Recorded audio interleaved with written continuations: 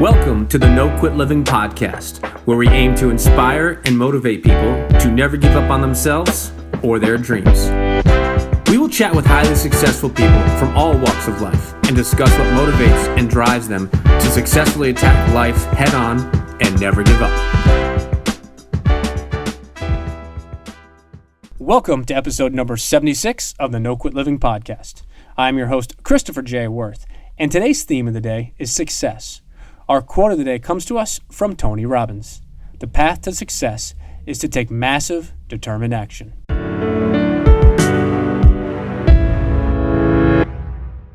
I'm very excited for today's episode. I recently connected with our guest, and his passion and excitement for what he does is both inspiring and contagious. As a rabbi, matchmaker, entrepreneur, author, and attorney, there isn't much that he doesn't do or can't do. I believe he is also the most followed and influential young rabbi in the world. It is my pleasure to introduce my friend, Rabbi Shlomo Zalman Bregman. Rabbi Bregman, I'd like to welcome you to the No Quit Living podcast. Thank you so much, my friend. It's an honor to be here. So the first question we ask everybody is, are you ready to get after it? Are you kidding? Well, what else is there in life? That's what I got up for this morning. Awesome. So the number one objective of our show is to motivate and inspire our listeners to never give up. I wanted to ask if you had either a personal story about perseverance or perhaps a challenging time that tested you, but you kept on going and didn't quit.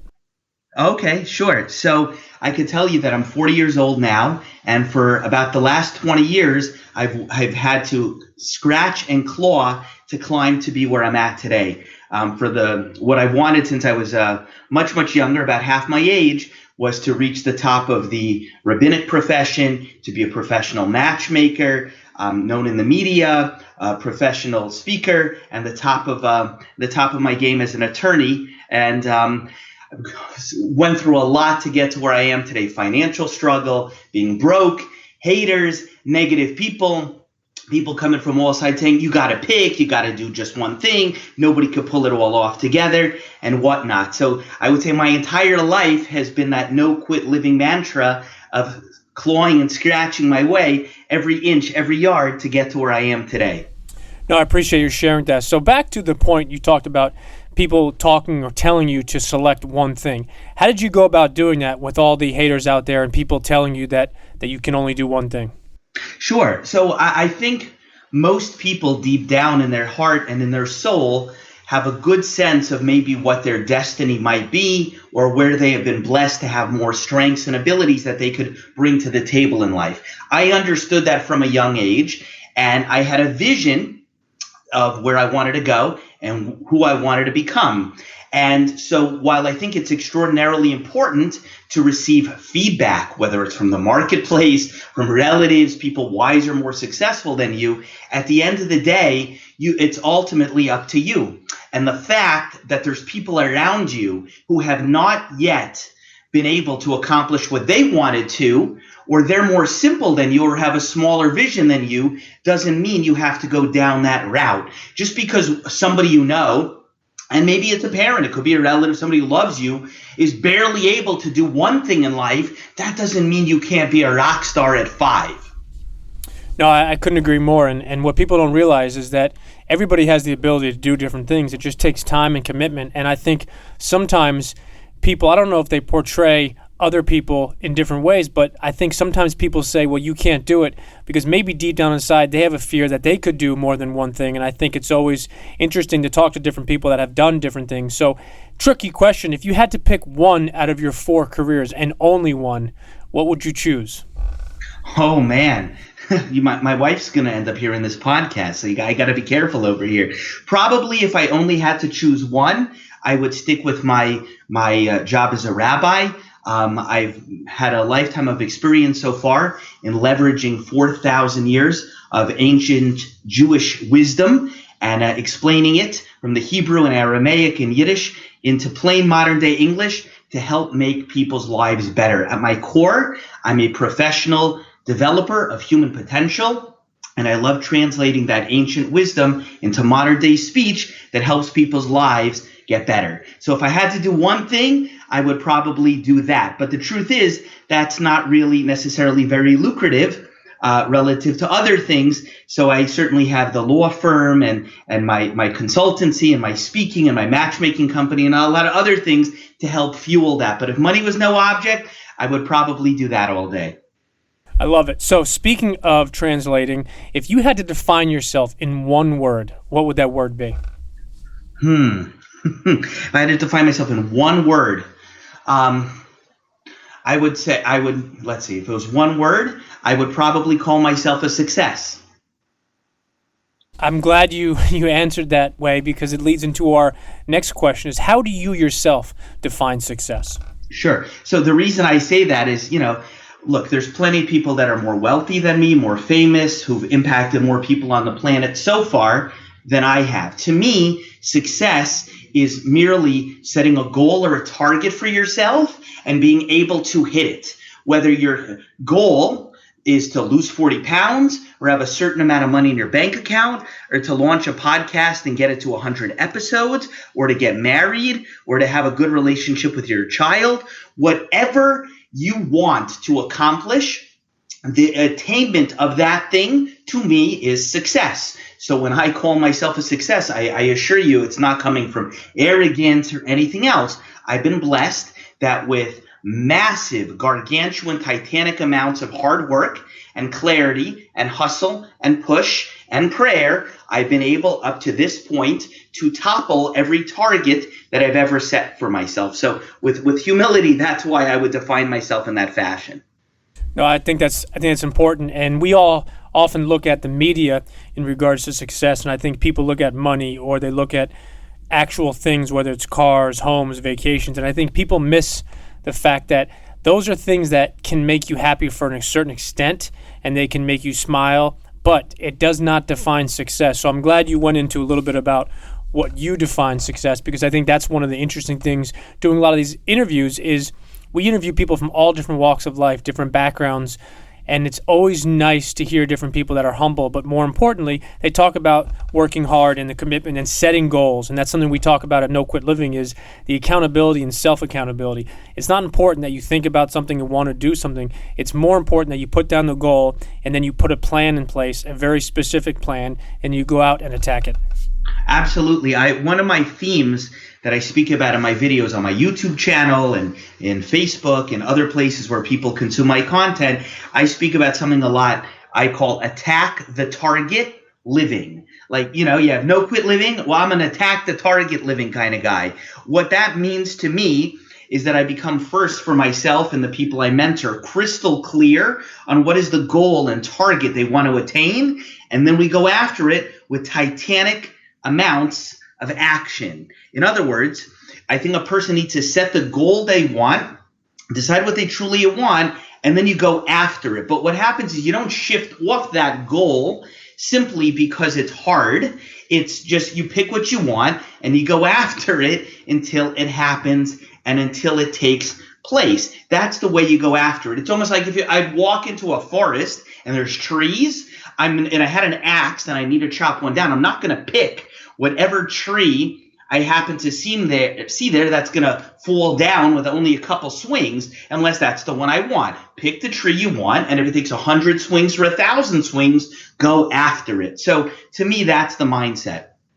No, I like that. And one of the things we utilize in every single show is a daily quote. And I was curious if you have a favorite quote.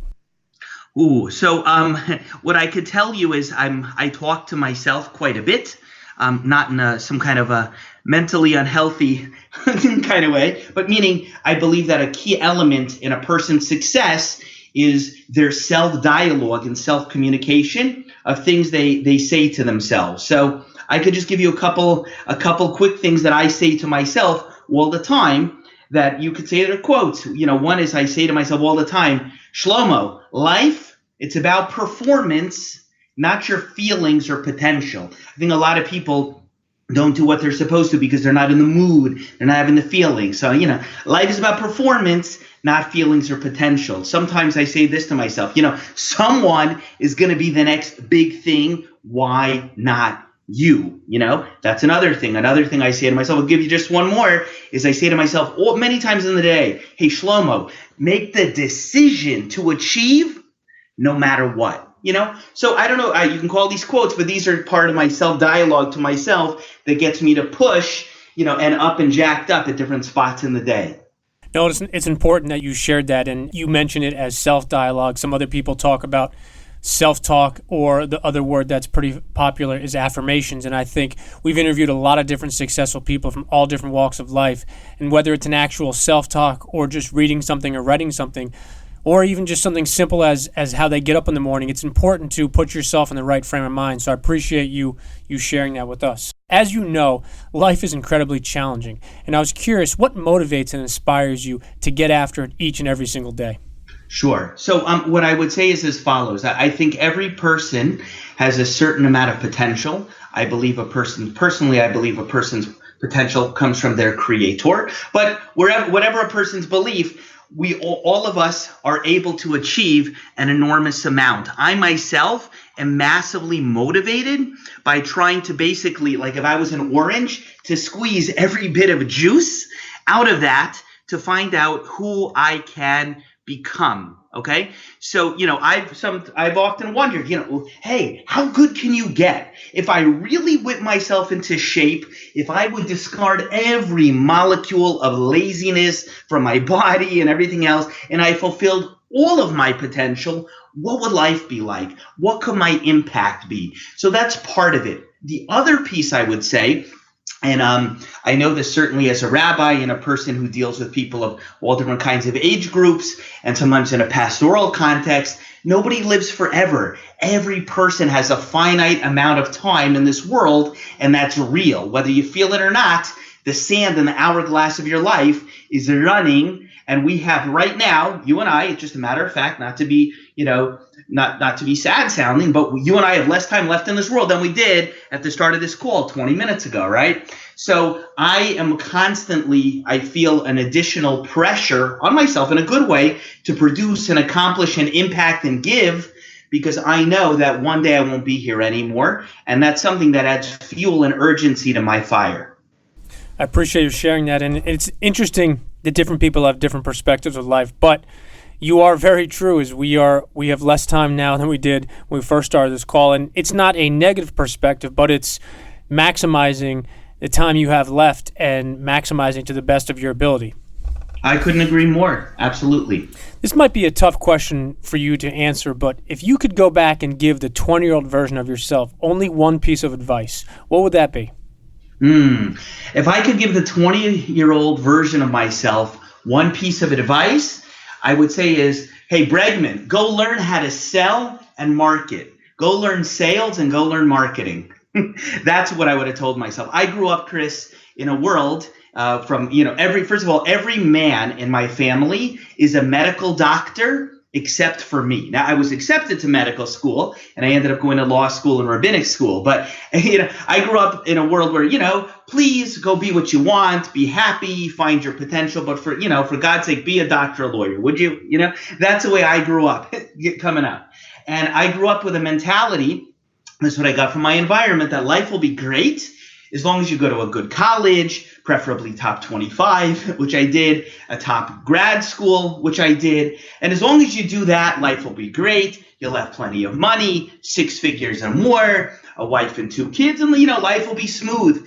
Maybe that once upon a time was the plan, but what I found is that actually left a lot to be desired. By the time I came out, I realized, for me and so many people around me, that they were highly skilled, highly educated, but they didn't have clients. They didn't have business prospects. They didn't have patients. They didn't have people they could serve. And it doesn't matter how smart you are and how much medicine or accounting or architecture or orthodontics or whatever you know, if you don't know how to get attention for who you are and your goods and services, and you don't know how to sell and pitch and market and fill your pipeline and close deals, you are going to be in massive trouble. So that was the main piece that was missing in my pie when I was 20 years old. And I needed to go correct that later in life. And thank God I've been able to do so, and then instruct others and share how to do it as well. I appreciate you mentioning that. And I was doing another podcast recording this morning, and the guest and I both were laughing because we both agreed that the 20-year-old version of ourselves wouldn't have listened back in the day. So it's kind of a tough question to ask and answer in some ways. Yeah.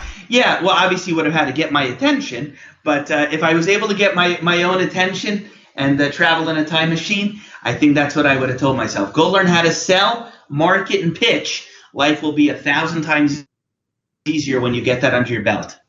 Here's a different question for you. If you could have dinner with anyone, dead or alive, who would it be and why? If I could have dinner with dead or alive, I would probably want to meet my great-grandfather. My great-grandfather, his name was Shlomo Zalman Bregman. He was a rabbi from Belarus, which is part of Russia, or now it's an independent country. It's actually where Gary Vaynerchuk and other people are from. And he was born in the late 1880s, came to America, passed away in the 1970s, but before I was born. And I would love to sit down with him for an hour, ask him what life was like then, and what he envisioned, or were some of his greatest hopes for his kids and grandkids and great-grandkids, and see where we stand today vis-a-vis that.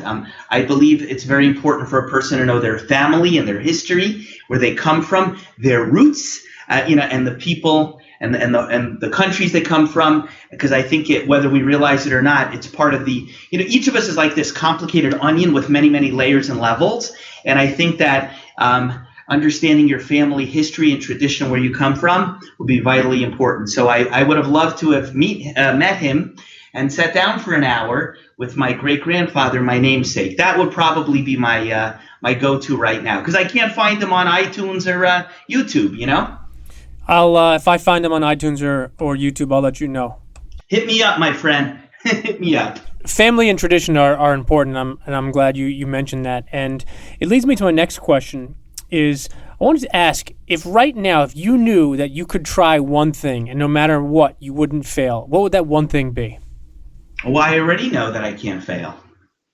But I'm with you, my man. So one thing I would tell you is that, heading into the next year, this meaning into 2018, one thing that I'm going to, God willing, do is I'm going to be creating a podcast as well called Force of Nurture, which is what my next book is going to be about. Basically, I believe that, we walk around all day and we see all these impressive people and we're like, wow, he's a star. This person's like a Category 5 storm. How do they do it? And I don't believe if you see anybody who looks like a force in nature, like a hurricane, they became that way.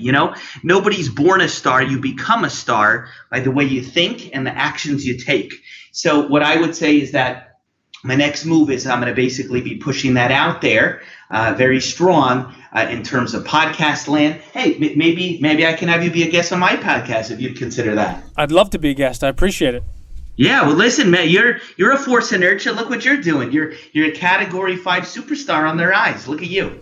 I appreciate it, and I'll send you the check for that endorsement. Thank you. It's $16 million, right? As we were joking before. Yep, and interest in 18, it'll be 17. Okay, good. Have your people call my baby. Awesome. So before we wrap up, I wanted to ask you if you have any parting words you'd like to leave with our listeners. Do I have any parting words? Sure. What I would say is that life isn't one thing after another like a lot of people complain. It's one thing usually you have to master over and over until you conquer it. And you might as well learn how to pass those tests, because you're going to be given an infinite number of mandatory retests if you keep flunking. All of us need to become more adept at pattern recognition in life. Many people think, the reason I'm financially having a bad time is because this boss messed me over and this person stole from me, and and there's always a story. Often in the areas of our life where we're not thriving, it's often one core thing that we're missing, and then life keeps giving us that test and challenge again and again until we improve it. There's no point quitting. Well, as a corollary, I once saw a meme that said, that sometimes in life you feel like throwing in the towel, but all that does is give you more laundry. We have to press on in life because, if you don't have your finances right, your family right, your health right, whatever else, even if you want to quit, so what? Now what do you have? You got nowhere. You still have the problem. And just because you quit doesn't mean your health gets better, your relationships get better, your finances are correct. No way. So you got to keep pressing forward and really use wisdom and intelligence to figure out, why am I not hitting my goals and succeeding? And what is the lesson I need to learn? Where do I need to grow and improve? Don't be a little victim, but where do I need to improve and grow so I can pass this test and get to the next level? That is sort of a message, a big one, but wrapped into one. I appreciate you being candid with us and sharing that. And for those listeners of ours that want to follow you or connect with you, what's the best way for them to do that?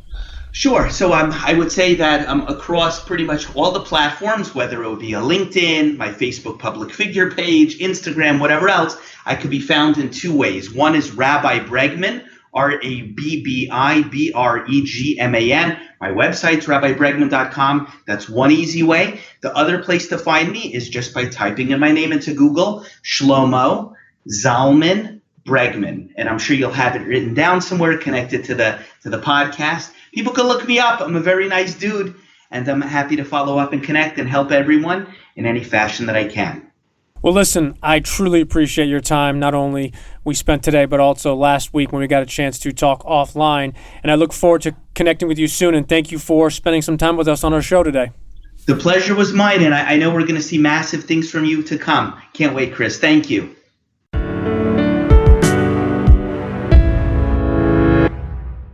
To sum up today's episode and our theme of the day, success, I believe Rabbi Bregman defines success through his hard work, passion, and helping others. Rabbi Bregman spoke about the importance of self-talk.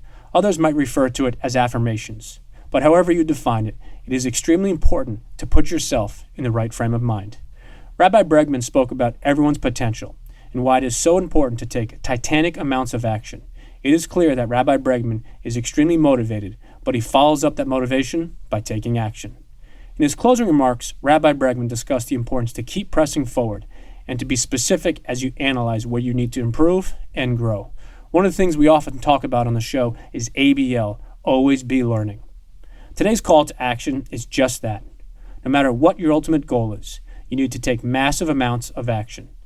It's important to have specific goals and objectives, but you need to then take action. I challenge our listeners to, again, put pen to paper and to identify both your goals as well as what success means to you. But don't stop there. Put a specific plan in place and then take massive, titanic amounts of action as you go for your greatness. And lastly, to our listeners, thank you. We truly appreciate your time, and we hope our episodes inspire you to keep on attacking life and never giving up. To quote Dr. Norman Vincent Peale, it's always too early to quit.